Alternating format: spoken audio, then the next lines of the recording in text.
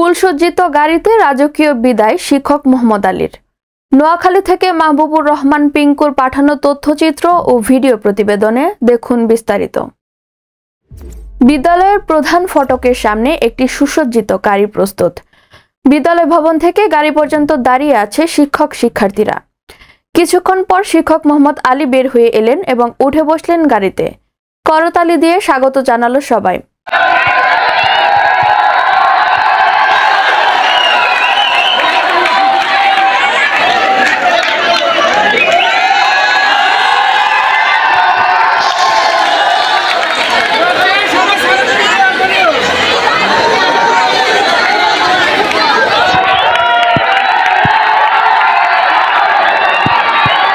শিক্ষক শিক্ষার্থীরা তাকে পৌঁছে দিল বাড়িতে। সোমবার 30 সেপ্টেম্বর দুপুরে নোয়াখালীর চাটখিল উপজেলার ভীমপুর বহুমুখী উচ্চ বিদ্যালয়ের দৃশ্য ছিল এমন। বিদ্যালয়ের সিনিয়র শিক্ষক মোহাম্মদ আলী বিএসসি 39 বছর 9 মাস দীর্ঘ কর্মজীবন শেষে অবসরে গেছেন। তাই প্রিয় শিক্ষককে বিদায় জানাতে শিক্ষার্থীরা এসব আয়োজন করে। এই আয়োজন দেখে শিক্ষক মোহাম্মদ আলী আবেগে আপ্লুত হয়ে পড়েন। পাপড়ি ছিটিয়ে শুরুতেই ফুলের মালা দিয়ে বরণ করে নেন। তারপর স্মৃতিচারণমূলক অনুষ্ঠানের আয়োজন করা হয়। সেখানে বিদায়ী শিক্ষককে ক্রেস্ট সহ বিভিন্ন উপহার তুলে দেওয়া হয়। ভীমপুর বহুমুখী উচ্চ বিদ্যালয়ের প্রাক্তন ছাত্রছাত্রী অবসরপ্রাপ্ত শিক্ষককে বিদায় সংবর্ধনা জানাতে আয়োজনে অংশগ্রহণ করেন। অনুষ্ঠানে স্বাগত বক্তব্য রাখেন বিদ্যালয়ের সহকারী প্রধান শিক্ষক আব্দুল হাই। বিদায় সংবর্ধনার সভাপতি ভীমপুর বহুমুখী উচ্চ বিদ্যালয়ের প্রধান শিক্ষক আনোয়ার হোসেন বলেন,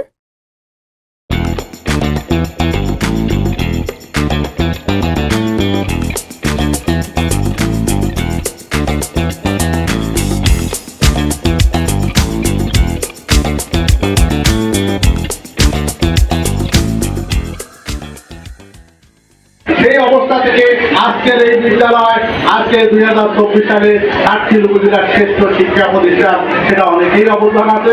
এই শ্রেষ্ঠ শিক্ষা প্রতিষ্ঠানের অবদানের ভিতরে আমি মনে করি যাদের অবদান রয়েছে তার মধ্যে মোহাম্মদ আলী স্যার অন্যতম। আমি প্রধান শিক্ষক হিসাবে এই বিদ্যালয়ে যোগদান করার পরে এই বিদ্যালয়ের সিনিয়র শিক্ষকদের মধ্যে এই মোহাম্মদ আলী স্যারের ছিলেন একজন। আমি আমার প্রশাসনিক কাজে সকল ধরনের সহযোগিতা আমি ওনার থেকে দিয়েছি, ওনার থেকে পরামর্শ নিয়েছি এবং সকল কর্মকাণ্ডে আমি ওনার সহযোগিতা পেয়েছি। আমি মনে করি উনি প্রধান শিক্ষক নয়, প্রধান শিক্ষকদেরও উনি প্রধান শিক্ষক। সামান্যটুকু আমাদের ওনার সম্মাননা পদক্ষেপ করবে রেজুলেশন করে দিয়েছি এবং মোহাম্মদ আলী স্যারের পরেও যারা শিক্ষক কর্মচারী যারাই অংশগ্রহণ করবে তাদেরকেও আমরা এইভাবে আমরা বিদায় অনুষ্ঠান করবো, এইটুকু আশ্বস্ত আমি সকলকেই করতে পারি। ভীমপুর বহুমুখী উচ্চ বিদ্যালয় ও কারিগরি কলেজের সহকারী অধ্যাপক আবু তৈয়ব বলেন,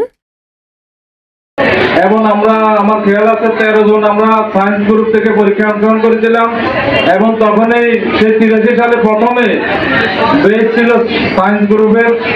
তো সেই 13 জন পরীক্ষার্থীর মধ্যে 12 জনে ফেল করেছে। শুধুমাত্র আমি আল্লাহর রহমতে কেমনে পাস করে ফেলছি। তখন আমরা হিসাব করে দেখলাম যারা ফেল করেছে তারা পদার্থবিজ্ঞান রসায়ন বিজ্ঞানের বেশিরভাগই ফেল করেছিল। পরবর্তীতে কারণ তখন শিক্ষকের স্বল্পতা ছিল, বিজ্ঞান বিভাগের শিক্ষক ছিল না। পরবর্তীতে আমাদের মানিক স্যার এবং আমাদের মোহাম্মদ আলী স্যার যখন যোগদান করেন তারপর থেকেই মূলত বিজ্ঞান শিক্ষার উন্নতি ঘটে এই বিদ্যালয়ে এবং পরবর্তীতে 90 সালের পরে এই বিদ্যালয়ের ছাত্র সংখ্যা অনেক বেশি বেড়ে যায় এবং সেই ছাত্র সংখ্যা বেড়ে যাওয়ার ভূমিকায় আমাদের আজকের বিদায় অতিথি আমাদের মোহাম্মদ আলী বিএসসি স্যারের ভূমিকা ছিল খুবই বেশি। এ সময় বিদ্যালয়ের সকল শিক্ষক শিক্ষিকা, প্রাক্তন ও বর্তমান ছাত্রছাত্রীরা উপস্থিত ছিলেন।